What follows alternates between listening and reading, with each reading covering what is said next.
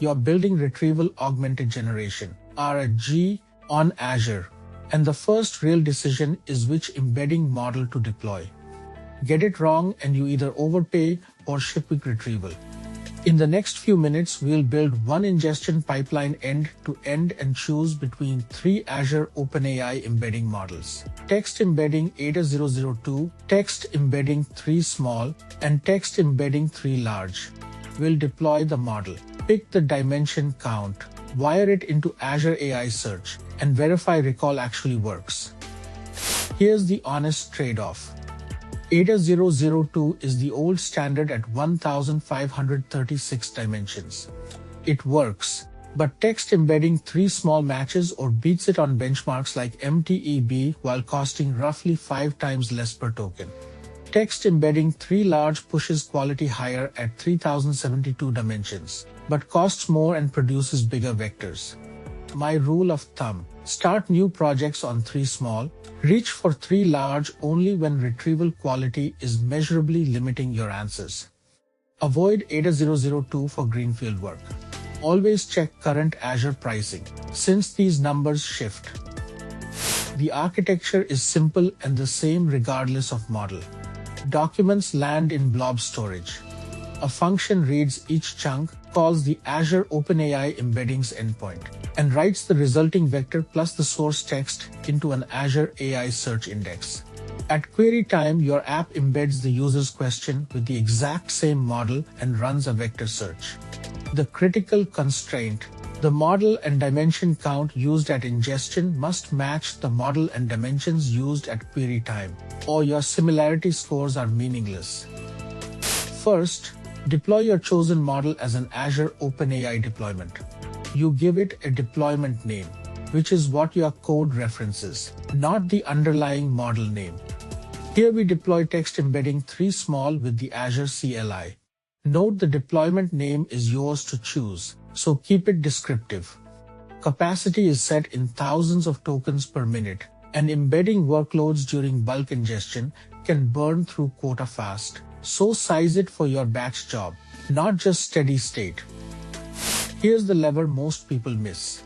The 3 small and 3 large models support Matryoshka representation learning, which means you can request fewer dimensions and still keep most of the quality. Pass a dimensions parameter and 3 large can return 512 dimensions instead of 3072.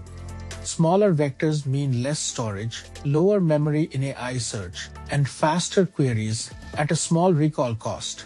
A practical approach: large model truncated to around 1024 dimensions often beats 3 small at full size for similar index footprint. Benchmark on your own data before committing. Now build the AI search index to match. Define a vector field whose dimensions equal exactly what your model returns. Attach a vector search profile using the HNSW algorithm and pick a distance metric. For Azure OpenAI embeddings, use cosine similarity. Then run your ingestion function to embed and upsert every chunk.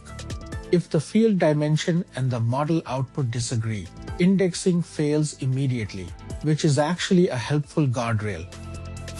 Don't trust it until you measure it. Build a small set of test questions with known correct documents. Then check whether the right chunk appears in the top results. Track recall at 5 and mean reciprocal rank.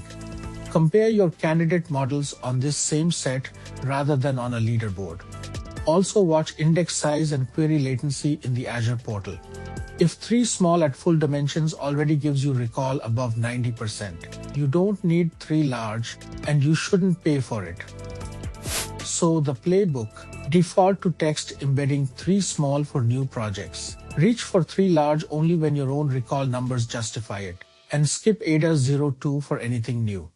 Use the dimensions parameter to trade a little quality for real savings in storage and latency. Keep the model and dimension count identical at ingestion and query time, and always measure on a labeled test set instead of a benchmark. One concrete next step: deploy 3 small and 3 large side by side. Run the same 50 questions through both, and let the recall numbers, not the marketing, make your decision. and check the current Azure docs for pricing and model versions before you commit.